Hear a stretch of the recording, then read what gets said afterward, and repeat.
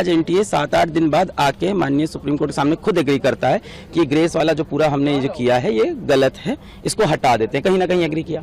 सवाल ये उठता है ग्रेस देके क्या उन्होंने खुद बताया था? नहीं बताया था। क्या और डिस्पेरेंसीज है जो एक बार हमें अंदर घुस के देखनी चाहिए? ये तो पकड़ा गया 719 720 से, क्या ऐसे और भी मामले हो सकते हैं? तो कहीं ना कहीं ट्रस्ट का इशू है।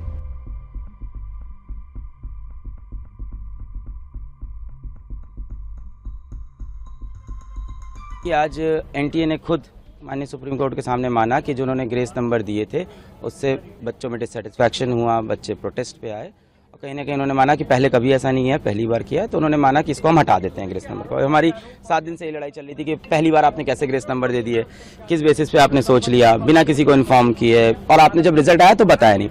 अब इससे मेरी प्रॉब्लम क्या क्या, और उन्होंने जज एनटीए ने ये बोला है और माननीय सुप्रीम कोर्ट ने भी एग्री किया है कि जिन बच्चों को ग्रेस नंबर मिले थे 1563, उन बच्चों का या तो री एग्जाम हो जाए, जो कि इन्होंने डेट दे दी है कि अप्रोक्सीमेटली 23 जून को, या तो वो बच्चे अपने बिना ग्रेस के जो नंबर हैं उस पे हैप्पी हो जाए, यानी उनका ग्रेस नंबर काट दिया जाएगा।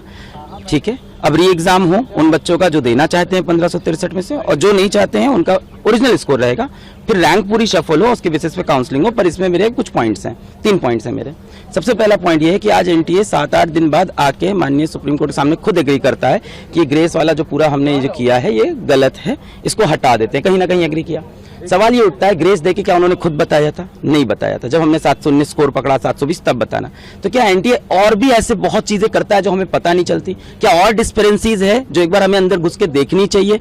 ये तो पकड़ा गया 719 720 से, क्या ऐसे और भी मामले हो सकते हैं? तो कहीं ना कहीं ट्रस्ट का इशू है। दूसरा बात, उन्हीं बच्चों को ग्रेस मिला था और उन्हीं को री एग्जाम की अपॉर्चुनिटी मिल रही है जो माननीय हाईकोर्ट पहुंचे थे एग्जाम के बाद कि उनका समय का नुकसान हुआ है। बहुत सारा बच्चा माननीय हाईकोर्ट नहीं गया क्योंकि किसी को नहीं पता कि बाद में ग्रेस नंबर मिलते हैं, पहले कभी नहीं हुआ।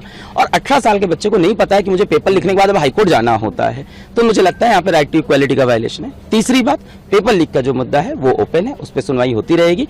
और आज माननीय सुप्रीम कोर्ट में जजेस ने खुद बोला कि मान लेते हैं काउंसलिंग हो गई, मान लेते हैं एडमिशन भी हो गया और तब कुछ प्रूफ होता है, तो we have all the powers to revert everything.